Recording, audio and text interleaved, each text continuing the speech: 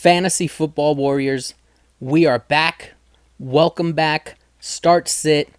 Week 5. The Tank Sinatra. Eddie Bravo bringing you all the fantasy nuggets that you're going to need to have your players contribute to a Week 5 win and bring you closer to your fantasy championship goals. Let's get right to it.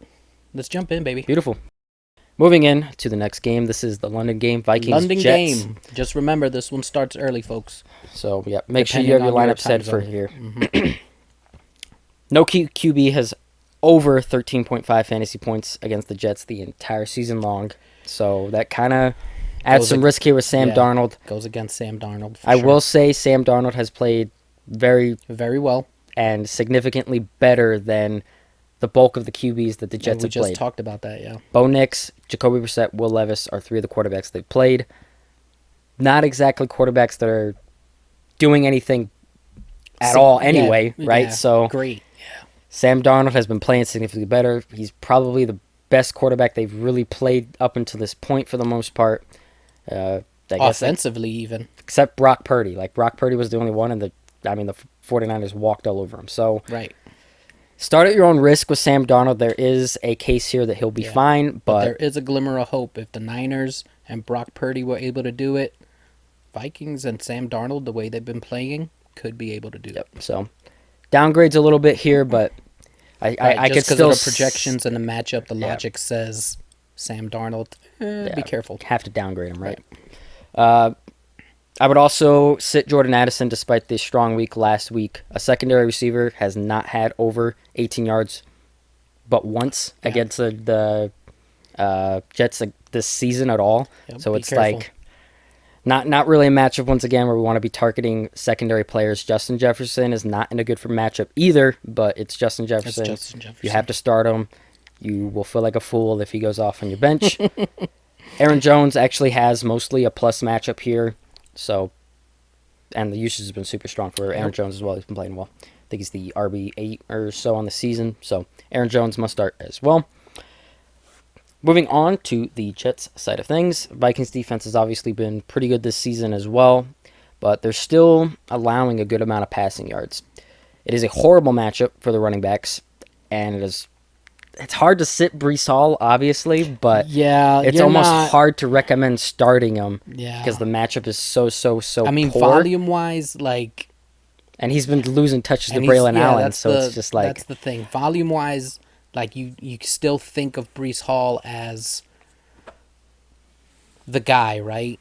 And you don't really think of Braylon Allen as the guy that's moving in on him, but the metrics are kind of showing that he's moving in a little bit. Yeah, a little bit. It's interesting for sure, but the touches have still been fine, but he is losing work to Braylon Allen. Like I said, it's hard to tell you to sit him this week, but you just saw what the floor is last week. Like, he can drop a complete dud on you real quick, and this is a very, very, very poor matchup as it is. Breece Hall's roll is good, but the touches are coming down, and it's definitely, he's trending down. We'll see how if he bounces back this week. Like I said, it's hard for me to tell you to start him, but do not be expecting a strong game. This is a very tough matchup, and it's hard to tell you to sit him too. So. Yeah, and the Vikings, like I said, are tough on the ground, but they are a team to target in the passing game still. That's how teams are moving the ball in them at all. It is not coming through the running game. It is all through the passing game. They're allowing 300.3 receiving yards per game, which is first in the league. And so that's the case for Aaron Rodgers here, is he could throw a good amount. Even with that said, it's almost hard for me to say start Garrett Wilson. You hear that matchup and you're like, oh, Garrett Wilson. But he's someone I'm kind of having similar to Kyle Pitts, where I'm kind of like, we've been putting Garrett Wilson in this elite tier of wide receivers for a couple seasons now, and I'm like, I'm not sure he's earned that. He's been this elite, obviously, target earner, but there's been no production to go along with it. And obviously, we've been like, oh, well, the offense sucks, or the quarterback sucks. But, like, what are the excuses now? Yeah. And when you watch, like, a true alpha play like a Justin Jefferson, and honestly, Malik Neighbors, I'm kind of, like, on the fence where I'm like, I might think Malik Neighbors is a better wide receiver. Might be a hot take, but the production's damning, right? Yeah. it's kind of hard to sit here and look at Garrett Wilson, Drake London, Chris Olave even to an extent, and kind of like see them as this elite tier that we've kind of just been like, oh, they're elite. But you see Malik Neighbors come in the league and light it on fire like he's done, and you're kind of like, yeah, that's what Jamar Chase and Justin Jefferson do and did when they came into the season or came into the league too, right? That is what elite alpha wide receivers do coming into the league, right? Not this excuse-ridden Drake London, Garrett Wilson, Chris Olave agenda that has just been pushed out there where it's always some new excuse for these wide receivers why they aren't producing at elite level. And at a certain point, I just got to think maybe they're just not elite and they're just good, right? But anyway, enough of that a rant. It's Garrett Wilson has a good matchup because there's going to be a lot of passing that could stimulate a blow-up game here for Garrett Wilson, but just kind of be cautious. There's nothing about the usage, the production that is... Yeah, the Vikings defense has been confidence playing very well under Brian Flores, but... It's a pass funnel. Yeah, for perimeter receivers, they're still giving up the fourth most fantasy points to perimeter receivers. So he could be in for a pretty good day. He could be. Could be. But at this point in Garrett Wilson's career, it's still hard to be like... Yeah. We'll see. We'll see. Maybe this is the one. And for Tyler Conklin, I think is a very strong play this week. A tight end has scored 18.3 plus PPR points in 2 out of 4 weeks this season. I think we get another week of that. I think Tyler Conklin, who obviously a couple weeks ago had a pretty good day when Aaron Rodgers was having to move the ball outside of Garrett Wilson. Allen Lazard could be in for a good game too. I forgot to write his name here, but I think he could be in that mass strong start territory as well. But Tyler Conklin, I would drop Kyle Pitts and go play Tyler Conklin this week for sure. So Tyler Conklin, strong start. Panthers Bears. This could be a good game, but I don't know. It's one of those games where I talk about it. Sometimes when bad meets bad, it actually makes for a good game. Yeah. Even though the Bears defense has been playing very well, you still have Andy Dalton on the other side of the ball that has rejuvenated this offense. You really don't know what it has the potential to. I don't think there's an in-between here. It's either going to stink or it's going to be good. One or the other. Like he said, the Bears defense has been tough, but I will say in games led by a non-Anthony Richardson and a non-Will Levis QB, the top 2 receivers are averaging 158 receiving yards. That's not passing. That is just receiving yards funneled around the top 2 receivers. So there's been a number of defenses this season who have looked very strong, but then you kind of look at the quarterbacks and the teams they've played, and you're kind of like, well, I wonder how much of that is inflated. The Bears are kind of one of those defenses a little bit. So I think Deontay Johnson, despite the tougher matchup on the what's the word I'm looking for here? On the surface, the target share has been really strong. Andy Dalton is just looking for him. I think he's gonna have a good one. I think Deontay Johnson is probably a borderline must start rest of the season as long as Dalton's playing. So please start Deontay Johnson. Juba Hubbard has been on a heater. I think it continues. It's pretty plus matchup on the ground still for Juba Hubbard here as well. So must start. I think he's a must start until Jonathan Brooks comes back. He's been playing super well. They've been giving him the workload. Everything's been great. Xavier Leggett obviously kind of had his breakout game last week with, was it 2? No, I think it was just 1 touchdown. But had a pretty good game. I think he's a strong start this week. As I mentioned, the top 2 receivers are averaging 158 receiving yards in non-Richardson and non-Levis games. So if you remove week 2, the starting running backs are averaging 111 total yards, 1.3 touchdowns, and 21.8 PPR points. Like I said, this is a good matchup for Chuba Hubbard. I just must start the rest of the way, I think, until Jonathan Brooks comes back. Yeah, he's gotta be in your lineups. You gotta leave him there. He's playing great. I mean, there's no reason, there's no indicator right now to not have him in your lineups. Absolutely not.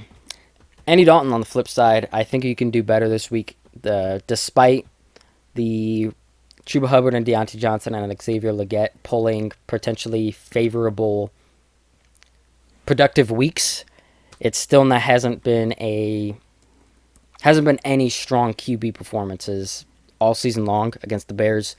I don't think that Andy Dalton has a super strong QB day because I think most of it Most of the yardage will be funneled around Chuba, Deontay Johnson, and Leggett, and I don't think that's going to be enough to put him into 250-plus passing yards. Yeah. He's not going to run at all, and I don't know how many touchdowns he's really going to get on against paper, this it's not defense. a good matchup. Don't look for Andy Dalton to set the world on fire here. Absolutely not.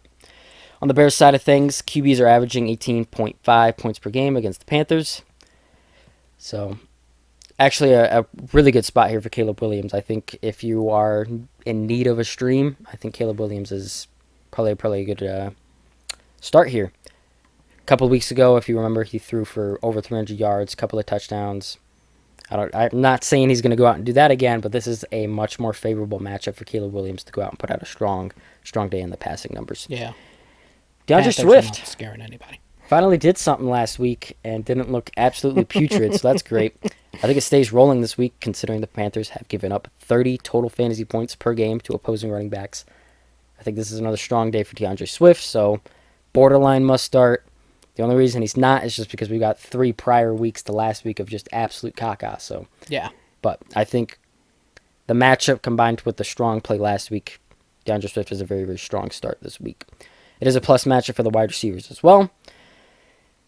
Fortunately, we've got kind of iffy production coming out from these wide receivers, but wide receivers that have played the majority of their snaps from out wide have been the most productive against the Panthers. So DJ Moore, Rome Odunze, who are playing the majority of their snaps out wide, I think are the strong starts here, and I would not start Keenan Allen just because he's obviously a primary slot receiver, and I don't know if there's enough production to go around for all 3 of them. I think DJ Moore, Rome Odunze are both good bets. Yeah. Advantageous matchup for sure. Ravens Bengals. This could be a good game. We'll see. Obviously, the Ravens shut down the Bills the other week, but must starts Derrick Henry. I think the Bengals offense is ascending. They may be able to do something here, and Ravens offense is obviously rolling, so this one has the potential to kind of surprise. Lamar Jackson, Derrick Henry, obviously must starts every single week. Ravens have been establishing the run the last 2 weeks, and this is that's kind of what you expected their offense to be. Yeah, and that's the first couple of weeks you kind of saw this like, why are you guys are right. They had one of the highest pass rates over expectation. Yeah, it was definitely, we definitely that's not what your team is. We're beating the drum on that. Like, why are you doing all this? You have Lamar Jackson and and Derrick dunking Henry and all that, and they definitely have gone back to what their identity should have been. Right. Yeah. So for sure. Lamar Jackson, Derrick Henry are great here. Bengals are giving up the 8th most rushing yards per game as well. Like Derrick Henry, Lamar Jackson are going to be just fine this week. However, it is hard to trust any of the Ravens pass catchers. As we said, the run is being established. They are not passing a ton. There's not enough passing to really go around for these pass catchers. You've got this weird split of Mark Andrews and Isaiah Likely right now where they're both just canceling each other out. What a world are we living in right now where we're looking at Mark Andrews and saying, you could do better. Droppable, almost. Droppable, damn near, right? Yeah, like, it's bad. What a world. And Likely, same thing. Like, it's such a headache to try to figure out who's going to have a game that you're better off not even playing any of them. A Ravens tight end or wide receiver, for perspective here, has gone over 10 points just twice this year, in week 1 and week 2. That is the only time it's happened. It's happened to 2 players. Isaiah Likely week 1, Zay Flowers week 2. Outside of those two, in those 2 weeks, there's not been a single pass catcher to go over 10, or not a single tight end or wide receiver to go over 10 points. It's just a cesspool of ass, to be honest with you. Yep. And I think all of the pass catchers on the Ravens are just kind of in that mad territory where you might need to start them, but I gotta believe you have better options. Justice Hill, despite the strong week last week, is a sit. They're not giving a ton of passing yards over here to Justice Hill, but he's honestly been their most productive receiver, to be honest with you, for the most part. But moving on to the Bengals side of things, at least one receiver has had 95-plus receiving yards in 3 out of 4 games this season, and the tight ends are averaging 12.6 PPR points against the Ravens. Eric All, their rookie tight end, has been trending up for a couple of weeks now. When you look at his route participation, his snaps, he has almost 4 receptions in every single game. I think this could be the week that we kind of see the breakout game for Eric All here. Yeah. He's got a really, really strong target per route run rate. So, like, when he's out there running a target, Joe Burrow looks for him, and that means he's getting open. There's a lot there to unpack with a high targets per route run, but it's really, really, I think it's first amongst all tight ends. So it's really, really strong. This is a really, really strong matchup for tight ends. So I think Eric All, if you're struggling at tight end, which, let's be honest, everyone is. Yep. Sneaky start. I am debating, I will say debating, but leaning towards starting Eric All over Dalton Kincaid this week. I think it's a sneaky, sneaky start, and Dalton Kincaid has been fine, to be honest, compared to Mark Andrews and Travis Kelce. I mean, let's be real. But he's been fine the last couple of weeks, but I still think Eric All is the sneaky start, and sometimes you want to get a little cute, and that's what I'm feeling this week. Yeah, but Eric All, if you need to stream, I think is a sneaky, sneaky start this week. Jamar Chase, Joe Burrow, like I said, must start. Jamar Chase is also in a good matchup here. So Ravens, however, allowing the fewest rushing yards per game and the lowest yards per carry, despite the blow-up game from Chase Brown and Zach Moss really last week. And while I think Chase Brown is someone we want to keep on our rosters rest of the season, this is a week I would probably look to sit Zach Moss and Chase Brown. They're probably not going to be able to move the ball very well at all in this game on the ground, so it's probably all going to come through the air. I would really, really lean to sit these running backs. And the problem is that, even with the upward trend of Chase Brown and the weeks where he's been, metrically moving in the right direction and the flashes, like, it's still kind of Zach Moss's backfield. It was until last week. But even, I think we still need to see more. I'd like to see it for that, another week for sure. You know what I mean? But, yeah, it's not setting up well for them. Not against the Ravens. It's still a really good defense. Bills, Texans. Bills, Josh Allen, James Cook are must-starts every single week. Not really a great matchup for Cook, however, but just you have to consider some of the teams that the Texans have played this season: Jaguars, Bears, and Colts. Not super competent offenses for the most part, to be honest with you. Colts have been kind of up and down, so the rushing inefficiency that we've seen against the Texans, I think, could be inflated by that. And it hasn't really been inefficiency. It's just when you look at the output and points per game, it just hasn't been no strong weeks in terms of fantasy points scored. But I think this week could be a little bit different. I think James Cook has played well enough. They've used him well enough. And this offense has been competent enough, at least more than almost everyone they've played this season, to be fine. So Josh Allen, James Cook must start. Like I said, not a ton of competent offenses, but the one they did play was the Vikings, who are obviously rolling 4-0 right now. Aaron Jones had 148 total yards, 5 receptions, and a touchdown. I think that's kind of what we need to be looking for in terms of what James Cook could do this week. I think he's the only running back there in the offense. Potential is definitely there. Yeah, so for sure. This despite the on the surface a poor matchup, you got to take a deeper look at things. And I think James Cook should be fine. Texans are giving up wide receiver production to outside wide receivers. So this opens the door for Keon Coleman to have kind of a bigger game here. Khalil Shakir is obviously their primary slot receiver, but he's been the only really pass catcher on this team, being any resemblance of consistent. So I think moving forward, Khalil Shakir is a strong flex play, low-end kind of wide receiver play because he's got consistent usage in this offense, so I think he's going to be fine. But Keon Coleman is the one that's setting up well. And you could even make the argument for Mac Hollins, but I think Coleman's the one that's really been trending up here in terms of target share and usage. So Keon Coleman, this could be maybe the breakout game for Keon Coleman. We shall see. Dalton Kincaid, as I mentioned, led the team in targets last week with 7 and a 26% target share. That is his best usage across the season. He has been trending up in terms of the usage here. The route participation is still a little low for my liking, but until we really see it to get together with Dalton Kincaid, I'm looking for better options right now until we really see the offense get going, unfortunately. But I think they will get it together because we just saw last week the Bills don't know how to play from behind. Like, like we mentioned with the Bengals over here, you can pass on the Ravens, and last week they were unable to do it. And I think it's because their passing offense is not developed right now. They've been winning on the ground. They've been winning in these games where they're just controlling the game and doing enough in the passing game. But I think if they really want to get to where they're going and want to be going, they need to develop this passing game, and I think they need to get Dalton Kincaid heavily involved. He needs to be running way more routes than he is. Dawson Knox needs to not be on the field as much as he is, and they need to be funneling targets to Dalton Kincaid as a chain mover. Right.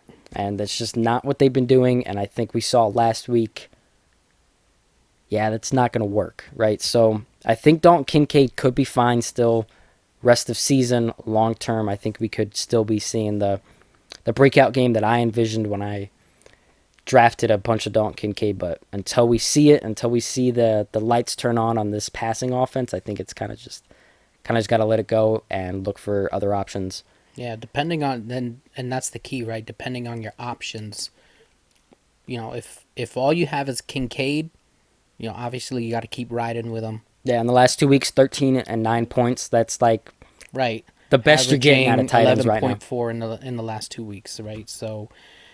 And he's still in a great offense. He's still seeing the volume. Like I said, the usage has been trending up. You got to keep riding with Kincaid. If you have a better option, God bless you. If not, just hold fast. Firm, yeah. Hold fast. I think better days could still be ahead. Yeah. For the Texans, obviously C.J. Stroud and Nico Collins are must-starts, but whoever is the healthy running back this week, I don't know yet. Joe Mixon and Dameon Pierce, as of recording this, are still not practicing, so it might still be the Cam Akers show. This is the week to start Cam Akers. He's been a kind of a shaky play the last 2 weeks, but this is kind of the week here where Cam Akers could really have a strong day. Starting running backs against the Bills are averaging 24.3 PPR points. That's great. So, like I said, Mixon hasn't practiced yet. Monitor his status. Obviously, Joe Mixon is a must-start if he plays, but if he doesn't play, I really think Cam Akers is someone you want to get in your lineup. Yeah. He's been fine enough, and this is a good enough matchup that I really, really think this is the week that putting Cam Akers into your lineup actually finally does something for you. So yeah, I think the same thing. Like, he's been playing well enough to not have to rush Mixon back. We all know that rushing someone back can have detrimental effects, right? Especially on an ankle sprain. Right, they re-injure something, now they're out another month. I think I would like to believe that the coaching staff is smart enough to just play Akers, give Mixon his time to heal, and if Akers is going to play like I think he is, I don't think they're going to rush Mixon back. Like you said, he hasn't practiced either. I think this is a good week for Akers. Yeah, this is the week. Not a ton of wide receiver production for the opposing wide receivers against the Bills. Nico Collins is still a must-start regardless, but most of the production has come from the slot against the Bills. They've kind of been a slot funnel this season. Stephon Diggs is their primary slot receiver. He should be in a good spot this week. I would consider starting him. Pay attention to Tank Dell's status. I think he plays this week, but until we really see him start producing, I would leave him on the bench if you can. Colts Jaguars, next game up. This is actually a really strong matchup for Anthony Richardson or Joe Flacco. Whoever's starting, I don't know yet. Anthony, please do something, right? For God's sakes. I think whoever plays is a strong play. Obviously, Anthony Richardson's kind of been all over the place, but this is such a good matchup. I think this is a get-right game for Richardson. It's so funny. We were just talking about this one not too long ago, too. Like, if he's healthy, like, this is it right here. Like, if he's healthy and he plays all game, this is it. Last week, before he went down, everything looked like it was great. The offense was moving. He was getting them down the field. There wasn't anything indicating that, oh, man, this guy is still in trouble, right? And I feel like Josh Downs coming back to the offense definitely helped. And I had said that, a few weeks back, like when Josh Downs gets back, there is the potential for this offense to look better. There's the potential for Anthony Richardson to look better. And then it's looking better, and he gets hurt before they even score. So If Richardson is out, Joe Flacco is a really strong streaming option. Fire up Joe Flacco. Monitor the status of Jonathan Taylor as well. He obviously came up with a mild high ankle spray. Yeah, the mild, right. We'll see if he plays or not. I would not. If given the bye weeks, you might need to start Trey Sermon. And really, if he's going to get the volume, obviously obviously Trey Sermon is not Johnny Taylor, right? But with the volume, he could work out for you. Maybe, but it is a super bad matchup for the running backs. Like, I don't know. You might be in trouble this week with bye weeks and injuries, but if you're not, Trey Sermon's not someone I'm trying to get into my lineup. Yeah, if you got better options, you're gonna play the better options. But if you're in a situation where you have to stream someone, Trey Sermon might not be that bad of an option. He might give you what you need just based off the volume. If he's gonna take over Johnny Taylor's role, and Anthony Richardson isn't playing, right? Because you got to think, if Anthony Richardson plays, then Anthony Richardson is probably going to take that running, a good chunk of that running piece, you would think, right? But if not, if it's Joe Flacco and you got Trey Sermon filling in for the Johnny Taylor, it might work out for you. Good that you mentioned that. The only running backs to score over 9 PPR points this season against the Jaguars have had at least 47 receiving yards and or a receiving touchdown. Last season, running backs saw an additional around 2 targets per game under Flacco last season. So Jonathan Taylor hasn't been seeing a lot of targets this season. You wouldn't expect Trey Sermon to. But if Joe Flacco plays, then either Taylor or Sermon are likely to see a bump in targets and could at least produce in the receiving game. They are going to get nothing done in the running game, though. So you need the receptions and yards to be there. So if Richardson plays, do not play Trey Sermon. If Joe Flacco plays, Trey Sermon becomes a little more viable. Yeah, a viable option. Great matchup for Trevor Lawrence. Too bad they stink. Well played, sir. He could be a fine streamer. It's just really, really, really hard to trust given the totality of ass that has been the Jaguars this season. There's no rhyme or reason to, I don't know, play Trevor Lawrence at all. Yeah, maybe you have Jalen Hurts and he's on bye, and none of the other streaming options are appealing. On paper, it's a good matchup. Then I could see, okay, maybe Trevor Lawrence does something this game, right? So he's a strong start based on matchup, and I mean, we have seen Trevor Lawrence put up good fantasy productions. The metrics say so it's a good matchup. He could be a fine streamer. Hasn't really good matchup for the receivers as well here. Brian Thomas, Christian Kirk, I think are both fine options as well based on the matchup. Travis Etienne and Tank Bigsby have not been doing much. They're kind of splitting the workload, and this offense hasn't been good enough to sustain a running game, so I would be looking for other options. Dolphins, Patriots. Until Tua returns, everyone on this team is borderline unstartable. They're not doing anything. I would look to be starting someone else other than Tyreek Hill, Jalen Waddle, and at this point, even Devon Achane. The offense is not doing anything, and because of that, the players are not doing anything, and kind of sad. I had a lot of Devon Achane, and after the first 2 weeks, I was feeling really good about it, and then Tua gets hurt, and now it's just like I'm sitting him everywhere I can, which I don't have the option to sit him everywhere, but I'm not really super sure who's in the free agency market for a QB, but I'm kind of surprised like someone hasn't come in to, I don't know. I mean, they only got 2 more weeks before Tua comes back. Yeah. I don't know why they put him on IR, because he's literally, every report I see is he's been showing no concussion symptoms. Like, he's just fine, and they just rushed to put him on IR, and now they threw their season away over being scared. I mean, I know the concussions have been concerning, but they should have been wait to see how severe his symptoms were. The dude has had no concussion symptoms, and he's just like on IR going to Disneyland. When like, you he literally go went to down Disneyland. in the ways that he has, and you see it on the field, him go down the way that he has, it's, I don't know. I could kind of understand in a way erring on the side of caution, I guess. Yeah, I get it, but I don't know. That's a whole nother conversation here. Yeah. On the Patriots side of things, Dolphins have given up the third most rushing touchdowns this season with 7. I think that gets Ramondre Stevenson back into a strong start territory, but I will say Antonio Gibson kind of been Let's talk about it. outplaying Ramondre Stevenson. Let me just say that. He's been more explosive. The fumbles haven't been helping him Nope. either. And I just seen Jared Mayo say that a reporter asked if Antonio Gibson taking over the backfield is in consideration, and Jared Mayo pretty much said yes. It's under consideration considering the fumbles. So that's so crazy, especially with the contract that they gave Ramondre Stevenson to this early in the season be saying, yeah, it's, we would consider starting Antonio Gibson over Ramondre Stevenson. But honestly, I applaud it because you need to earn your reps. Yeah, make the and call. If you can't take care of the football, especially for a team like the Patriots can't play unperfect football.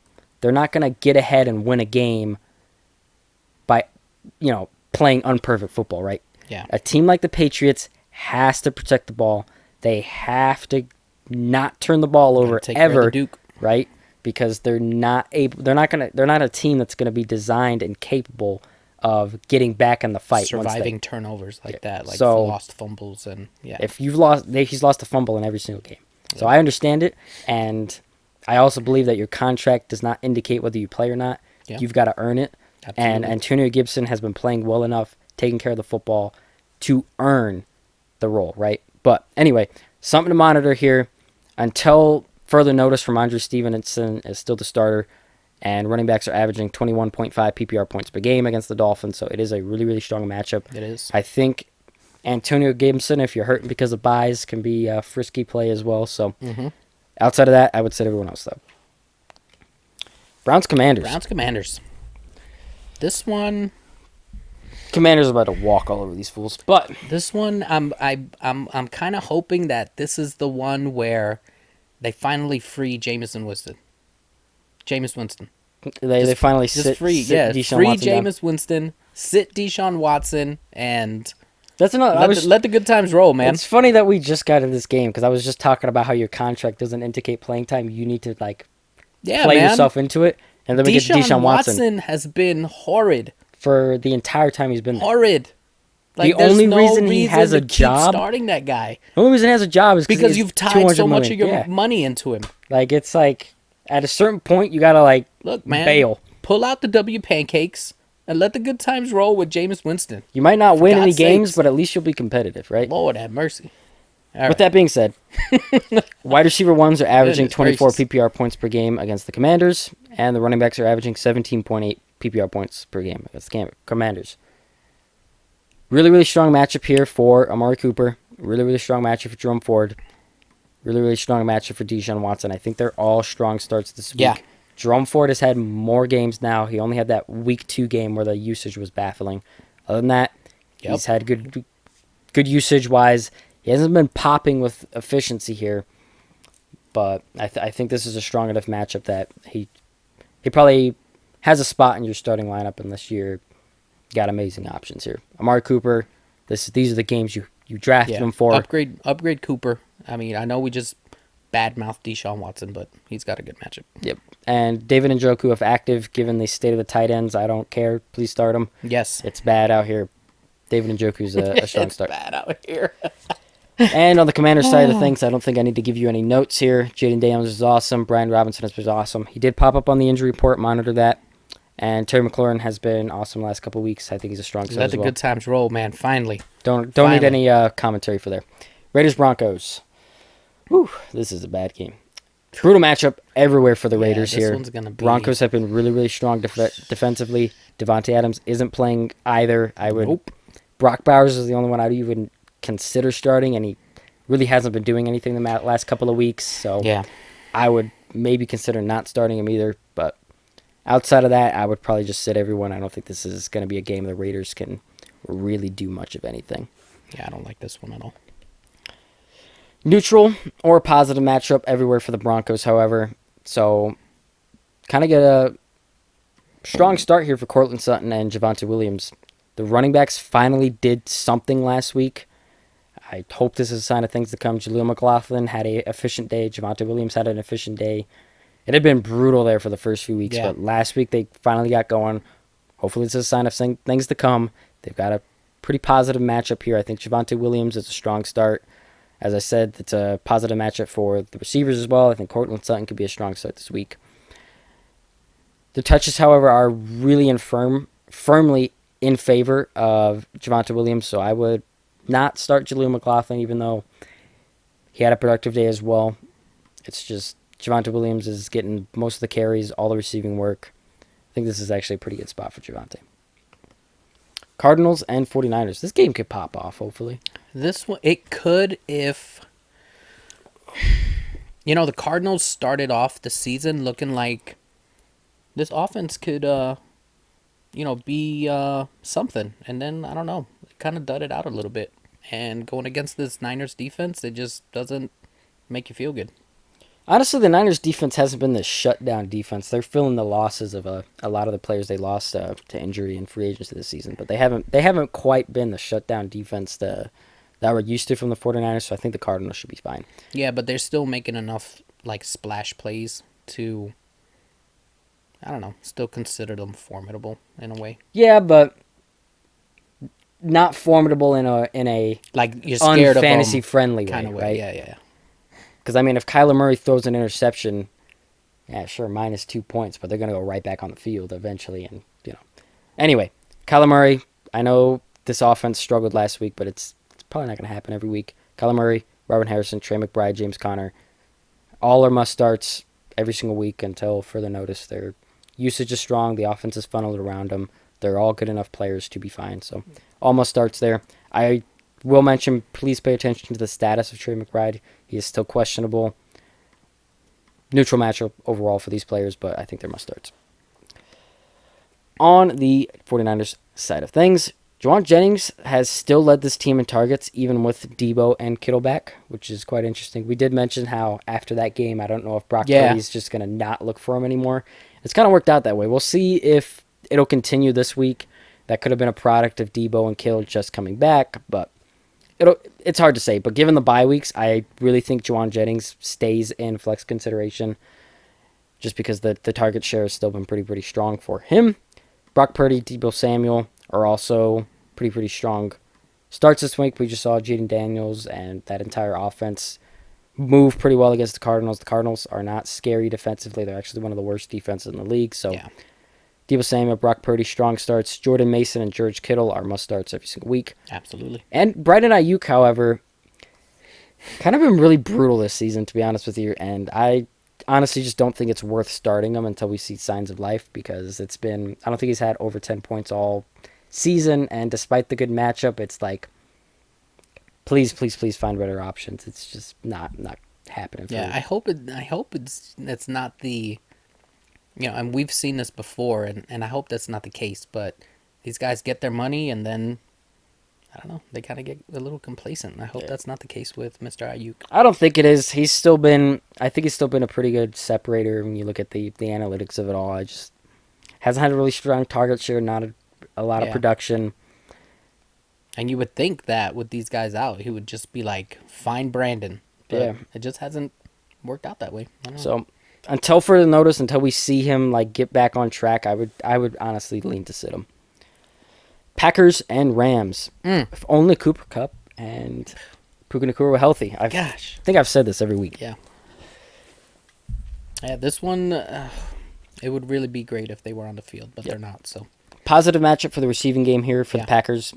I would definitely try to get these guys in your lineup. Dontavian Wicks, Tucker Kraft, Jaden Reed. Like I said, if you got to lean between Dontavian and Jaden Reed. Absolutely Jaden Reed. That's not even a question. I think so too. Jaden Reed is a must start. Yeah. Dontavian Wicks could see a pretty good week. Yeah, I think he's absolutely going to go out there and have a really strong week. I would try to get Dontavian Wicks into your lineups as well.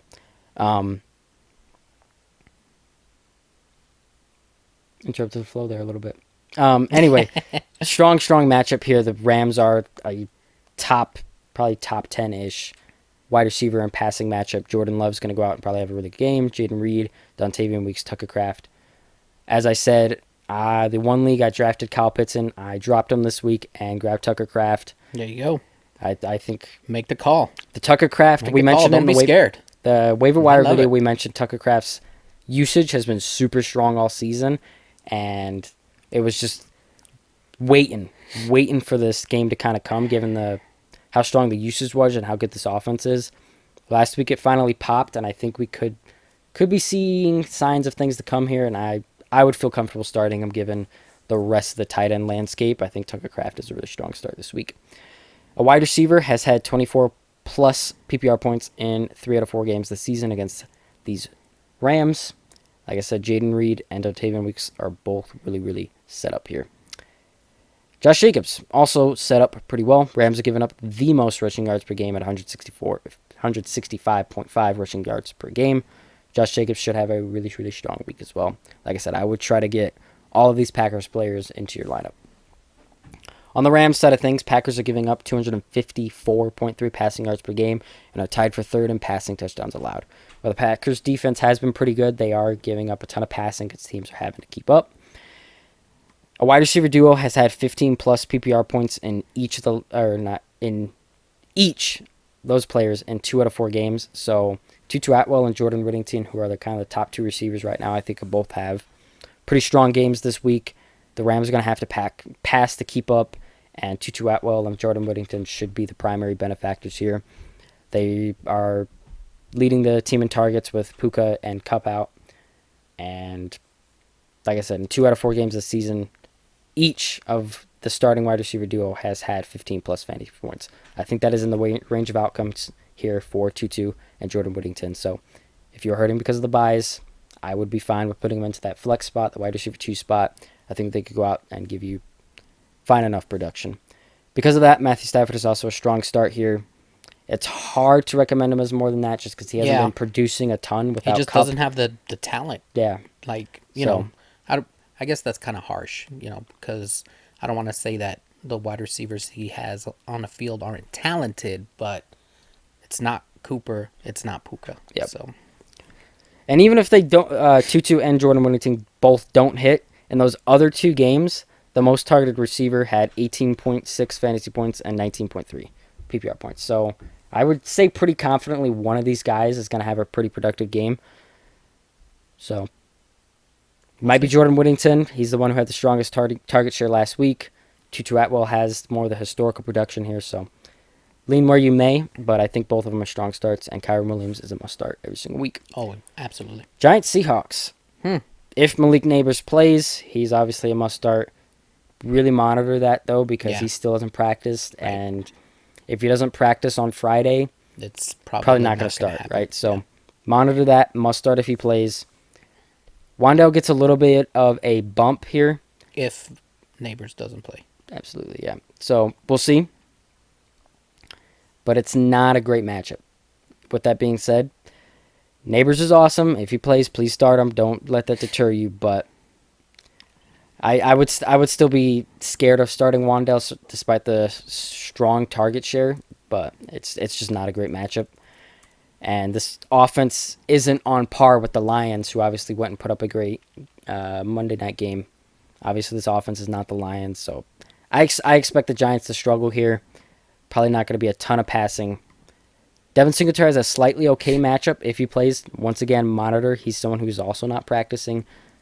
You could make the argument for Tyrone Tracy if Devin Singletary is out, but either one of them really needs a touchdown to pay off, and I don't know if you saw, but the Giants didn't score a single touchdown last week. So I didn't see that. Is that what happened? Yeah, I think it was like 5 field goals. It was pretty amazing. Yeah, no, I didn't see that. Or maybe I just had my eyes closed. I don't know. If it's pretty much Malik Neighbors or bust here. This is not a game I would be targeting the tertiary players. Yeah, no, it's not. It's not looking good.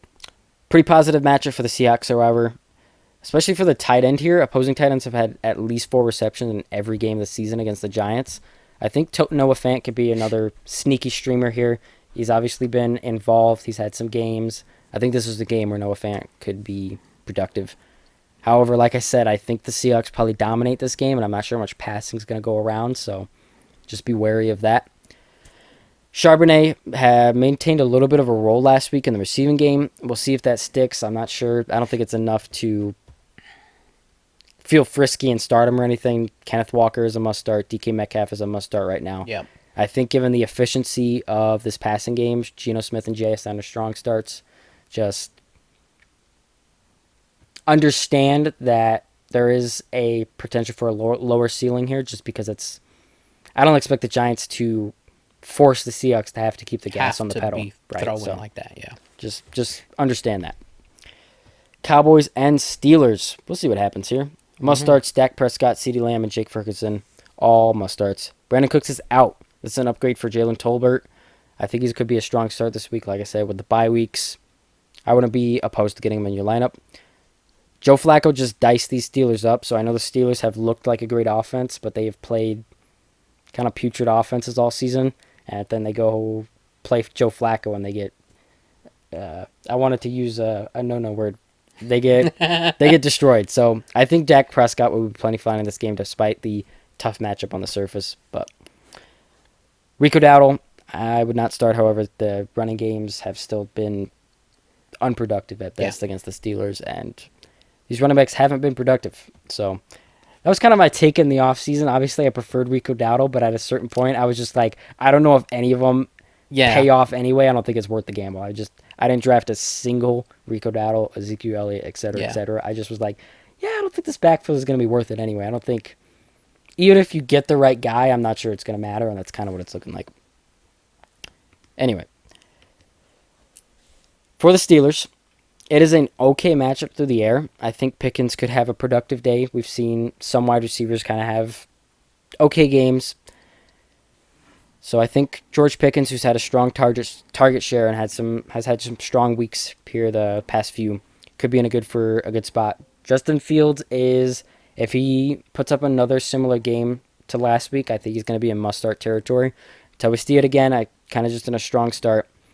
It is a really, really positive matchup on the ground for the Steelers, but Najee Harris stinks, and it was a really, really positive matchup on the ground for him last week, and he didn't do anything, so it's kind of hard to recommend him as anything more than a strong start, and he's maybe borderline not a strong start. This running game, I don't know. Najee Harris is one of those players who just continues to be the running back who gets the most touches year after year, and I'm just like, okay, Jaylen Warren's been better than him the last couple seasons. Cordarrelle Patterson is ancient at this point and is still outproducing him. Yeah, like, why? At this point, just give Cordarrelle Patterson the keys because he's playing much better than Najee Harris. I don't understand how Najee Harris continues to maintain a role here. He's like, I don't know, he's easily one of the most inefficient running backs in the league. Right. And it's sad because the matchup's great. Yeah.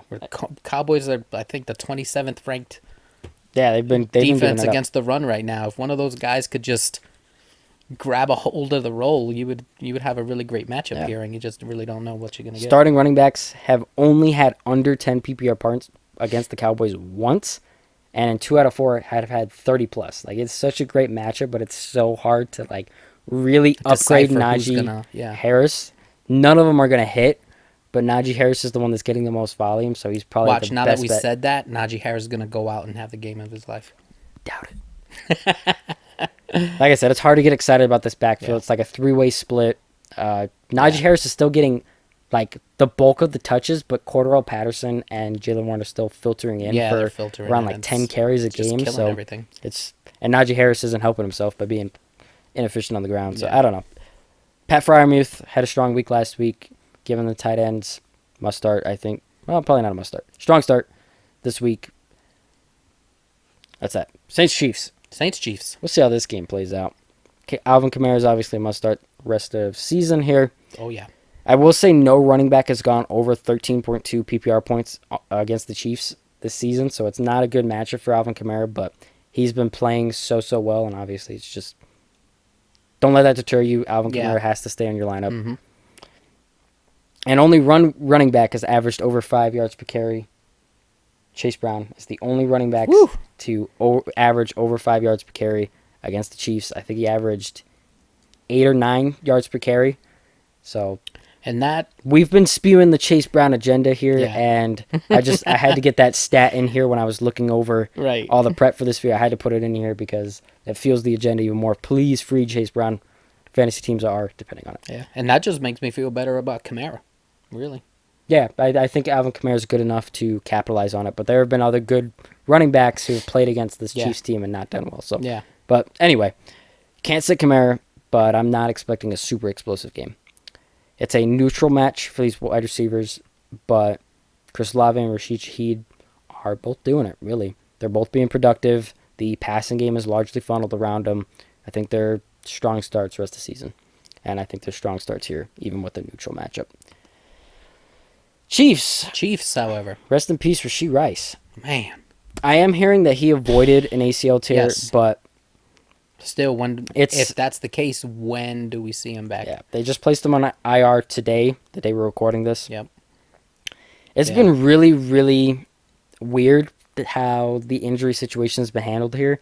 It's kind of like, oh, they're sure he has an ACL tear the first day, and then we've had like 3-4 days of, okay, now we're not sure if he has an ACL tear, but we need more tests to confirm. And it's like, okay, does this guy have a bone bruise? Does he have an ACL tear? Like, what's going on? This, like, the information has been so weird with Rashee Rice, but he finally got placed on IR, so it's a minimum of 4 games. But Yeah. in the meantime, Travis Kelce and Xavier Worth both get a bump. Travis Kelce finally had a salvageable game this week. Yeah. Obviously, now they're with, both strong starts with Yep, Rashee Rice out. Rashee Rice out. They got to throw to somebody. Absolutely. Kareem Hunt got the nod last week, but I really need to see it another week before I feel confident in the workload. The drum beat is that, oh yeah, start Kareem Hunt, but I feel Last like week it was Steele. Now it's Hunt. Yeah, I still want to see Yeah. it one more time. So even if you're in a pinch, I would be not confident in the situation. I would not be confident in the workload, and it's a bad matchup. Please don't feel like you've got something for sure here in Kareem Hunt this week. I know the workload looked great last week, but I would literally not even be a little bit surprised if Carson Steele got out the touches or Samaje Perine did. I don't know what's going on in this backfield. Patrick Mahomes, we're living in a world where I am going to say this sentence. Mahomes should probably be sat for the time being. Wow. He is... What a world we live in. Not even a Patrick QB1 Mahomes right now. and Mark Andrews, we're talking about just not starting them. That's crazy. I know you in most leagues you probably still are starting him, but please try to find a better matchup. Patrick Mahomes isn't in a good matchup. He hasn't been doing anything, and I think he's best left on benches. Yeah, it's a little spicy. It's definitely a hot take, but I mean, the vintage Mahomes is definitely hasn't been apparent. It hasn't been apparent in a long time. And, Even last season, he was kind of all over the place. But and then, like we talked about, losing Rashee Rice is not gonna help him in any way, shape, or form. So that will do it for the start sits this week. We made it through. Made it through all games, all positions. All right, so there you go. Hopefully, again, like we always say, we hope we give you the nuggets to be successful so that you could win your weeks, get closer to a fantasy football championship. If you enjoy the content, please give a like, share, subscribe, spread the word, spread the love, Fantasy Football Warriors. So for the Tank Sinatra, Eddie Bravo, we're going to let you get back to it. Make good decisions, win your weeks, leave us a comment. And that's about all we got for you this week. So signing out. See you next time. Go get 'em.